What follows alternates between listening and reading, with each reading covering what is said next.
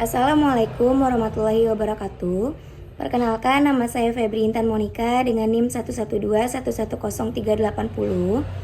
Pada kesempatan kali ini saya akan mempresentasikan terkait ekonomi internasional. Selanjutnya saya akan menjelaskan materi-materi yang akan saya bahas nantinya. Yang pertama itu ada pengertian dari ekonomi internasional. Yang kedua ada ruang lingkup dari ekonomi internasional.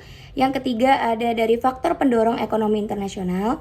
Yang keempat ada tujuan dari ekonomi internasional. Dan terakhir adalah manfaat dari ekonomi internasional. Untuk teman-teman sekalian mohon disimak dengan baik-baik kepada slide selanjutnya. Baik, selanjutnya saya akan membahas dari pengertian ekonomi internasional. Mungkin teman-teman sudah tidak asing ya dengan mengenal kata ekonomi internasional. Jadi apa sih ekonomi internasional? Ekonomi internasional merupakan suatu cabang ilmu dari ilmu ekonomi yang mempelajari dan menganalisis tentang transaksi dan permasalahan ekonomi internasional, yaitu dari ekonomi ekspor ataupun dari import, yang meliputi perdagangan dan keuangan atau moneter, serta organisasi ekonomi baik secara pemerintah ataupun swasta, dan juga kerjasama dari antar negara. Pada slide selanjutnya ini saya akan menjelaskan ruang lingkup terkait ekonomi internasional. Jadi apa saja yang menjadi ruang lingkup di dalam sebuah ekonomi internasional? Jadi di ruang lingkup yang pertama yaitu teori dan kebijaksanaan perdagangan internasional. Yang kedua yaitu teori dan kebijaksanaan terkait keuangan atau moneter internasional. Yang ketiga yaitu organisasi dan kerjasama ekonomi internasional. Dan yang terakhir adalah perusahaan multinasional. Setelah kita mengetahui pengertian dan juga ruang lingkup dari ekonomi internasional, di sini kita juga akan mengetahui apa saja faktor pendorong dalam suatu negara untuk melakukan ekonomi internasional. Jadi yang pertama itu untuk dapat memenuhi kebutuhan produk ataupun jasa dalam negeri. Yang kedua yaitu mempunyai keinginan untuk dapat memperoleh keuntungan lebih dengan tujuan meningkatkan pendapatan dari suatu negara. Dan yang ketiga itu ingin memiliki kemampuan berbeda dalam bidang ilmu pengetahuan dan juga teknologi untuk dapat mengelola sumber daya di dalam suatu negara.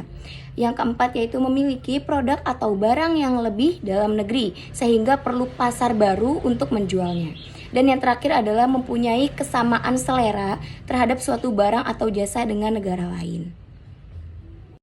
Pada slide kali ini kita akan mengetahui apa saja sih tujuan dari ekonomi internasional sendiri. Jadi tujuan ekonomi internasional sendiri yang pertama itu adalah meningkatkan kesejahteraan ekonomi. Seperti yang kita sudah tahu, kalau misalkan kita mempunyai barang yang banyak, kita juga akan mendapatkan keuntungan yang banyak gitunya. Jadi nantinya hal ini dapat meningkatkan kesejahteraan ekonomi dari suatu negara tersebut. Yang kedua itu ada pertumbuhan ekonomi. Semakin laju atau semakin meningkatnya pertumbuhan ekonomi juga akan meningkatkan pendapatan suatu negara dan juga kesejahteraan dari negara tersebut.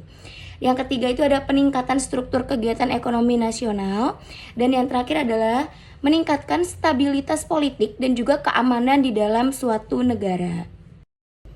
Tadi di slide sebelumnya kita sudah menjelaskan bahwa ada tujuan dari ekonomi internasional sendiri. Dan di sini kita akan membahas yaitu apa saja manfaat dari ekonomi internasional sendiri dari suatu negara gitu ya. Jadi yang pertama itu pastinya ketersediaan lapangan kerja akan meningkat karena melihat kegiatan ekonomi sendiri yang semakin banyak akan membuat peluang kerja yang semakin besar. Yang kedua itu untuk dapat memenuhi kebutuhan terhadap barang dan jasa bagi suatu negara yang tidak mampu membuat dari kebutuhan produk sendiri. Yang ketiga pastinya harga barang atau jasa akan lebih murah. Dan yang keempat itu menambah sumber pendapatan negara seperti yang sudah dijelaskan sebelumnya. Jadi ekonomi internasional ini nantinya akan memperoleh keuntungan yang besar sehingga meningkatkan pendapatan dari suatu negara tersebut. Dan yang terakhir adalah meningkatkan perkembangan teknologi yang ada di dalam suatu negara. Setelah materi-materi yang sudah saya paparkan tadi, saya mohon maaf apabila ada kekurangan atau kesalahan dalam penyampaian materi. Kurang lebihnya mohon maaf. Dan saya ucapkan terima kasih kepada penonton yang sudah menonton dan juga kepada audiens lainnya.